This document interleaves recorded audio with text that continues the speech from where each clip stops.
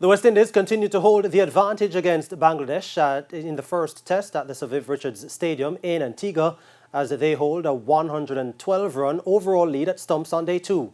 The Bangladeshis closed their second innings on 50 for 2. In fact, they went to stumps on 50 for 2 in their second innings at the end of day two today. A mongoose sprinting along the boundary ropes was a massive difference in speed with that of the scoring rate of the West Indies on day two as they aim to consolidate their advantage in the test. Captain Craig Brathwaite started the morning in his usual pedestrian manner and notched his 26th Test 50 as the Windies easily overawed the visitors 103.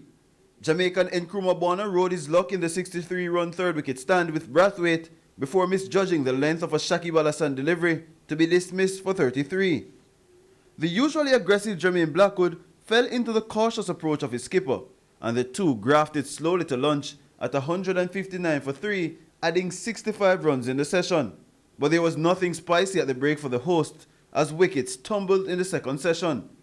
Brathwaite's long vigil ended on 94 from 268 balls, pushing the Windies 94 runs ahead, while many fans murmured about the tempo and intent of the knock. Kyle Mears, Joshua Da Silva, Azari Joseph and Kemar Roach all fell in the space of 15 runs to lead the score at 239 for 8. All the early patience brushed aside by off-spinner Mehedi Hassan Miraz, who eventually ended with 4 for 59.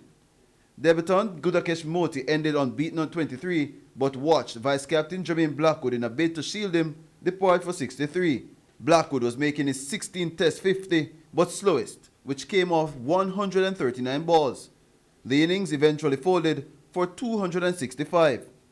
The Bangladeshis, after surrendering inside 35 overs on Thursday, had a pleasant start, which lasted 10 overs before a stunning effort from Joshua Da Silva sent back Tammy McBall for 22. Azari Joseph then had his second wicket 2 overs later, sending back Miraz for 2, his 5th scalp off the test. Mahmudul Hassan Joy, 18, and Najmul Hossain Shanto, 8, survived the late evening scare at 50 for 2. They trailed the Windies by 112 runs, but after the first innings frailties, Saturday's third day could find the Windies dancing in the Caribbean sun. Jerome Foster, TVJ Sports.